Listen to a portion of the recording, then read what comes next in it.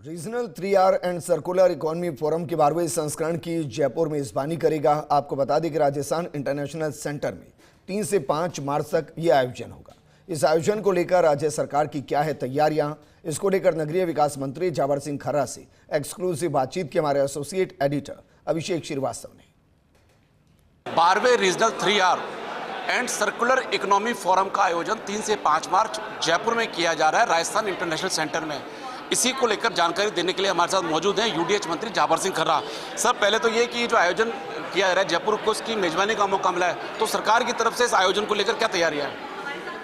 देखिए, राजस्थान सरकार देश और विदेश से जो लगभग 500 प्रतिभागी भाग लेंगे और भारत सरकार के माननीय मंत्री और विभाग के प्रतिनिधि भाग लेंगे, उन सब की मेजबानी करने के लिए और स्वागत करने के लिए पूर्ण रूप से तैयार है। लगभग सारी तैयारियां पूरी हो चुकी हैं और उम्मीद ये करते हैं कि इस गोष्ठी के माध्यम से 3 दिन तक जो 500 प्रतिभागी होंगे, जिसमें देश के भी हैं और विदेश के भी हैं, वो अपने अपने अनुभव और अपने अपने नवाचार आपस में साझा करेंगे, विचार विमर्श करेंगे, मंथन होगा और ये सारी बातें इलेक्ट्रॉनिक मीडिया और प्रिंट मीडिया के माध्यम से जयपुर की जनता के साथ साथ पूरे देश प्रदेश के बीच में जाएगी। तो हम उम्मीद ये करते हैं कि जयपुर की जनता में, जैसे इंदौर की जनता में इस प्रकार का कार्यक्रम होने के बाद जागृति आई और आज इंदौर सफाई के क्षेत्र में सबसे आगे, उसके बाद सूरत आगे आ गया, हमारा भी एक नगर परिषद है डूंगरपुर वो है, तो वैसे ही आने वाले समय में जयपुर भी इस बात को महसूस करेगा और वो निश्चित रूप से जब जन जागृति होगी, जन सहयोग होगा, तो आने वाले 2-4 साल बाद जयपुर भी देश ही नहीं हो सकता है पूरे विश्व का सबसे साफ और सबसे सुंदर शहरों में शुमार होगा। सर, एक अभी यहाँ बात हुई थी कि जो भवन निर्माण का जो मलबा होता है उसको किस तरह से रिसाइकिल करने के लिए कौन सा प्रोजेक्ट ला रहे हैं? उसके लिए एक परियोजना है जिससे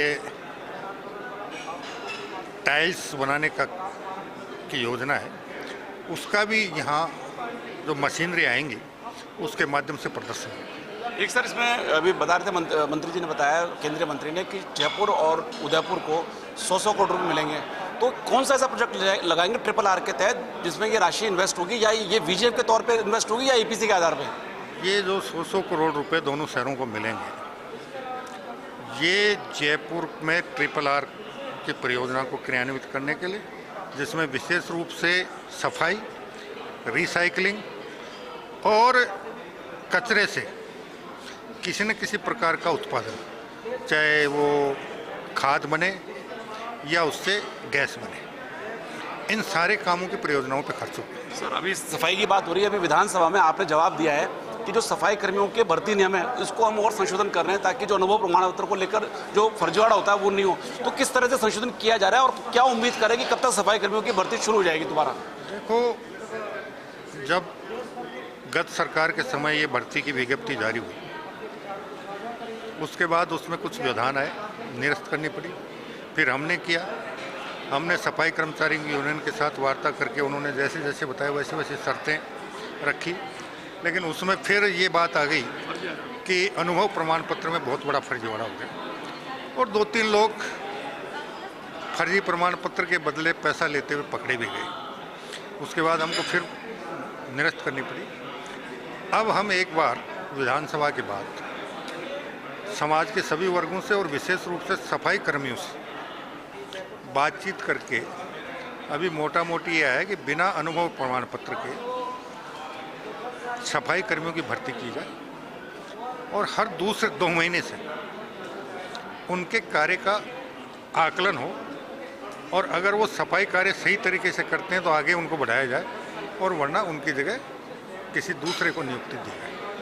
तो इस दिशा में हम एक बार पुनः विस्तृत विचार विमर्श के बाद व्यापक विचार विमर्श करके और दिशा निर्देश जारी करके विज्ञप्ति जारी करें। सर, लेकिन वाल्मीकि समाज की मांग रही है कि अनुभव को जोड़ा जाए, नहीं तो उनको वरीयता नहीं मिलेगी इसके बिना। अब वो वही कह रहे हैं, अब उनकी यूनियन ये कह रही है कि इसको हटाया जाए। अच्छा, तो हर 2 महीने में आकलन करके फिर अपन, तो इसका मतलब उनकी जो टेम्परेरी, अपन कितने साल तक उनको टेम्परेरी रखेंगे? 2 साल तक। हाँ, वैसे भी सरकारी नौकरी में 2 साल टेम्परेरी होता है। और 2 साल जो सफलतापूर्वक पूर्ण कर लेगा वो आगे। और हर 2 महीने में इनका आकलन होगा काम का? हर 2 महीने से उनका आकलन होगा। आकलन में वो सफल होगा, वो आगे के 2 महीने काम करेगा, और अगर आकलन में असफल हुआ तो उसे घर का रास्ता दिखा सर दिया। बताएं फर्स्ट इंडिया पे कि ये सफाई कर्मियों की भर्ती कब तक विज्ञप्ति जारी कर दोगे आप? अब विधानसभा के बाद एक बार व्यापक स्तर पर हमको दोबारा से मतलब इसी वर्ष रहेगी। हमारे साथ है यूडीएच मंत्री झावर सिंह खर्रा, जिन्होंने इस आयोजन के बारे में जानकारी दी। साथ ही उन्होंने बताया कि सफाई कर्मियों की जो भर्ती है उसके लिए नियमों में बदलाव किया जा रहा है, और इसमें अहम बदलाव यही है कि जो अनुभव प्रमाण पत्र की जो बाध्यता है उसको हटाया जा रहा है। कैमरा पर्सन साहिल के साथ Abhishek Shrivastava, first India news, Jaipur.